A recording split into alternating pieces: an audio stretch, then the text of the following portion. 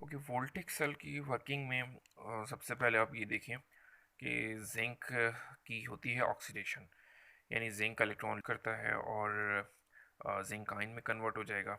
यदि ये येलो जो हैं ये एक्चुअली इलेक्ट्रॉन्स हैं जो यहाँ से जिंक मेटल से लूज़ हो रहे हैं और जिंक आयन बन के सोल्यूशन के अंदर एंटर हो रहा है। और पॉजिटिव आयन बनेगा obvious, because zinc electron lose कर रहा है और ये प्रोसेस ऑक्सीडेशन प्रोसेस कहला रहा है। तो दो इलेक्ट्रॉन जो यहाँ से लूज़ होंगे वो जाएंगे through wire towards copper rod.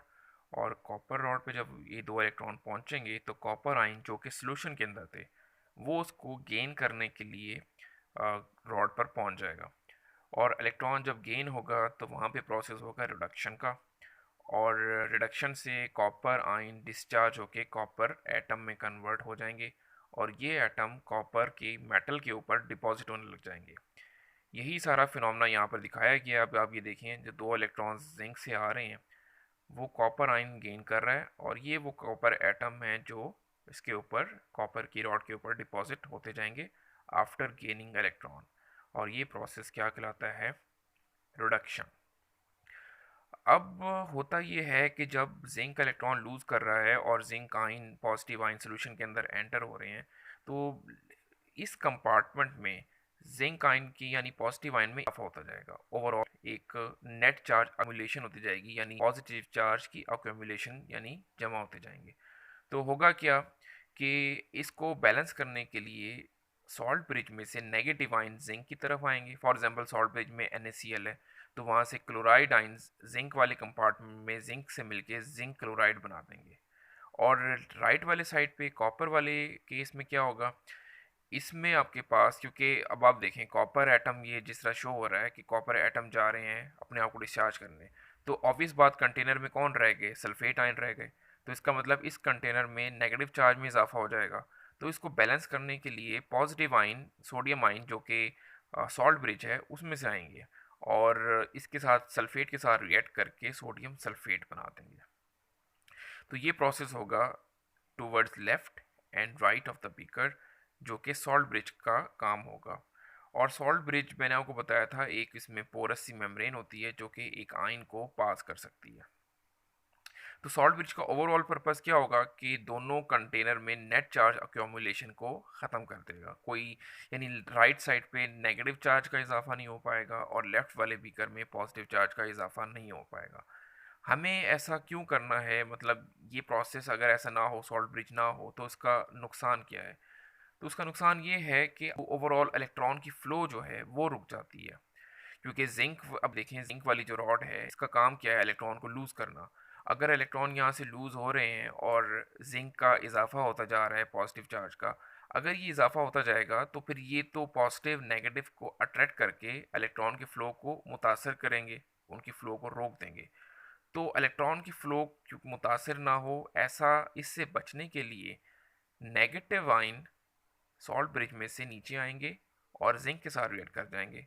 अभी डिपेंड करता है कि आपके नेगेटिव आयन कौन है। अगर क्लोराइड आयन है तो जिंक के साथ रिएक्ट करके जिंक क्लोराइड बना देंगे। तो इस तरीके से आपकी फ्लो ऑफ इलेक्ट्रॉन मुतासर नहीं होगी, तो आप और आपका प्रोसेस चलता जाएगा। एक और इसमें मैं आपको इम्पॉर्टेंट बात बता दूं, ये आपका प्रोसेस तब तक चलता है जब तक जिंक की रॉड बिल्कुल एंड पे ख़त्म ना हो जाए।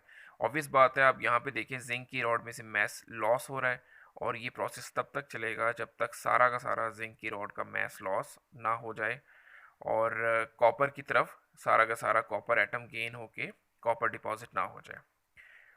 इनके रिएक्शंस भी हैं। तो जिंक का जो रिएक्शन है वो आपको, जैसे मैंने बताया, ऑक्सीडेशन रिएक्शन है, कॉपर का रिडक्शन रिएक्शन है।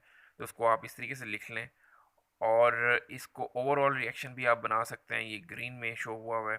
इसमें नेगेटिव इलेक्ट्रॉन जो हैं वो कैंसिल आउट हुए हुए हैं। तो आपको मैंने ये मेथड बताया हुआ है कि लेफ़्ट वाली चीज़ों को आप लेफ़्ट में ऐड करते हैं और राइट वाली चीज़ों को राइट में ऐड करते हैं।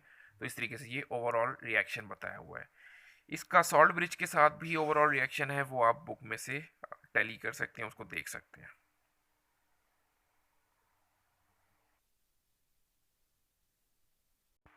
चलते हैं स्टैंडर्ड हाइड्रोजन इलेक्ट्रोड की तरफ। यहाँ एंटर होने से पहले आपको इलेक्ट्रोड पोटेंशियल की डेफिनेशन बुक से पढ़ लेनी है। उसका मकसद ये है कि वो पोटेंशियल यानी वोल्टेज जो प्रोड्यूस होती है जब आप इलेक्ट्रोड को 1 मोलर सॉल्यूशन के अंदर रखते हैं। अब स्टैंडर्ड हाइड्रोजन इलेक्ट्रोड की जो कंस्ट्रक्शन है उसमें आप लिखेंगे कि इसमें एक प्लाटिनम वायर होती है और प्लाटिनम का ही इलेक्ट्रोड होता है, और इसके अंदर सोल्यूशन 1 मोलर होता है। HCl का आप ले लें या सल्फ्यूरिक एसिड का ले लें, आपने 1 मोलर स्टैंडर्ड बनाना है। और एक तरफ से ऊपर से हाइड्रोजन एंटर करनी है आपने 1 atm प्रेशर पे, और नीचे से हाइड्रोजन की आउटलेट है। तो हाइड्रोजन जब आएंगे तो ये गैस बबल होगी और प्लाटिनम इलेक्ट्रोड के अराउंड, और ये प्लाटिनम इलेक्ट्रोड एक्चुअली कैटलिस्ट का काम भी करेगा और ऑक्सीडेशन करवाएगा। तो आपके पास दो रिएक्शन होंगे, एक होगा हाइड्रोजन मॉलिक्यूल ऑक्सीडाइज होकर हाइड्रोजन आयन में कन्वर्ट होंगे, और हाइड्रोजन आयन जो है वो इलेक्ट्रॉन गेन करके हाइड्रोजन गैस में दोबारा से कन्वर्ट हो जाएंगे। ये रिएक्शन रिवर्सिबल मूव करता जाएगा। इसका आपको बेनिफिट ये होता है ऐसा कंस्ट्रक्शन करने का कि ओवरऑल जो इसकी सेल की वोल्टेज है या जो पोटेंशियल है वो हम ज़ीरो कंसिडर करते हैं। तो ज़ीरो कंसिडर करने का मतलब ये है कि इसके साथ आप आइदर जिंक की रॉड लगाएं या कॉपर की रॉड लगाएं अलग अलग, तो आपको जो पोटेंशियल वहाँ पे जनरेट होगा वो उस रॉड की वजह से होगा, ना कि हाइड्रोजन की वजह से होगा। तो ये आपको देखें ई नॉट इस सेल की ज़ीरो है, तो आप इसके साथ जो भी मेटल की रॉड इसके साथ कनेक्ट कर देंगे तो जो वोल्टेज आपके पास यानी पोटेंशियल आएगा वो उस मेटल की वजह से होगा, ना कि हाइड्रोजन की वजह से। यहाँ पे ये देखिए दिखाया गया है कि जिंक की वजह से जो ओवरऑल वोल्टेज आ रही है वो 0.7 के करीब आती है। तो वो वोल्ट मीटर डिटेक्ट करता है। ये देखिए ये इलेक्ट्रॉन फ्लो हुए तो 0.76 वोल्टेज आई, तो ये एक्चुअली जिंक की रॉड की वजह से आ रही है, ना कि हाइड्रोजन की वजह से। अगर यहाँ पे आप कॉपर लगा दें तो कॉपर की वजह से जो वोल्टेज आती है वो इससे डिफरेंट होगी, और वो ऑलमोस्ट 0.25 के बराबर होती है। तभी इसका जो ओवरऑल वोल्टेज आती है वो 1.1 वोल्ट होती है। पिछले लेक्चर में अगर आप देखें ओवरऑल वोल्टेज आपको बताई गई थी वो कितनी थी, वो एक्चुअली 1.1 वोल्ट थी। तो जिंक की वजह से 0.76 आ रही है, और अगर आप 1.1 में से माइनस कर दें तो एक्चुअली ये 0.34 बनती है। तो इसका मतलब अगर आप यहाँ पे कॉपर की रॉड प्लेस कर देंगे तो उसकी वजह से जो पोटेंशियल सेटअप होगा उसका पोटेंशियल 0.34 वोल्ट आएगा। तो ये आपको बेनिफिट मिल जाता है SHE यानी स्टैंडर्ड हाइड्रोजन इलेक्ट्रोड के को यूज़ करने का।